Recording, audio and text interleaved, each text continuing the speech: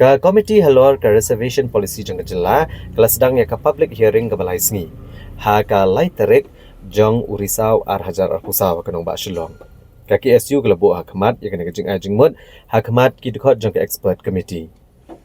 Ka KSU kala banjur ba ka reservation policy jang jela ka batamai kadai ban menjur hakaban aisan po nak sispa ka bahak thungkam syaki khasi jantia sapo nak sispa syaki garo san nak sispa syaki wake schedule tribe but san nak sispa syaki unreserve kilong bahak je kran jangki ber ka expert committee kala ajing mud balada yaj katkum kajing don pat kisngo ba kajing sambha aprang ki khasi bi garo kadai ban long san po nak sispa ki khasi jantia but sapo nak sispa ki garo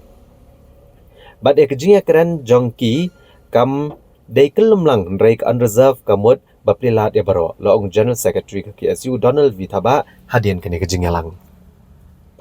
amar ba kadan kawai ka jingdawa ka jingi kalong ba digini kinong hikai school lower primary kamut akan ka khasi jantia riboi than jingi 6% di ban reserve ben digini hikai ban abi khasi te kumjuru sathan garu hil su 6% gini kam hikai gini ki primary lower primary di ban abi garu kajing ajing mud ni kalong namar ba apa pi kai ya kinu ki kena ya pan sedang swa da ka ketin lajong ni ka mod datang ti garu ki namla mani kai dekat ketin khasi di khasi ti kumjur khasi ki namla mani kai ki garu dekat ketin garu ta kadang yang ba ngalor kini ba keren di balam katar ba de ka we ka jing ajing mud bajung ki long ka jing kran jungi kan thop dai ndai tholong bis bet ya ka jingla ka bala kang bis bet ya ka jingla jung kena ni jung nunu ko tong bi pun ka kam na kuno ko pos kena syu kan ka ni ka pha ni ko ni ka ka sim ta ndai belum bet kena kau ka bayo kinu bala ka tebet kinu bala ka konkret sa ban yo ta kam kita ben yo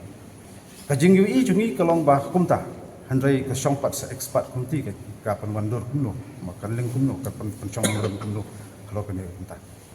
Emak kita kim ong ini ki sekarang tentang ki ong kini di final dokumen jupi ki ong kini di final dokumen jumi no ajumut di kasong saki ngasara ki nam ais juga mentang-mentang di super snow ki ibing ilet untuk tengah serai kasong sepat ni pun eksamen ki ajumut. Kamon Arona, I'm the secretary of Bethany Society, and with me is Bertha Dakar, who's our executive director, and she herself is a person with visual impairment,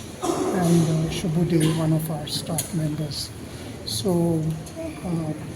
the points that we were raising was that the state reservation policy must also be in line with the Rights of Persons with Disability Act 2016 and also the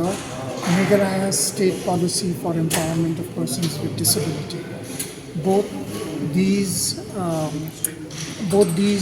the policy and the law ensure that there is 4% reservation in all government jobs for persons with disability. So our submission was that irrespective of what is the state policy cannot neglect the 4% reservation, because at the moment the 4% reservation, the government is trying to follow it, but it's really not being followed, and we feel that it should be there at the district level for all persons with disability as per the law and as per their qualifications, and the posts for the various cadres, for the various right across the government must be identified,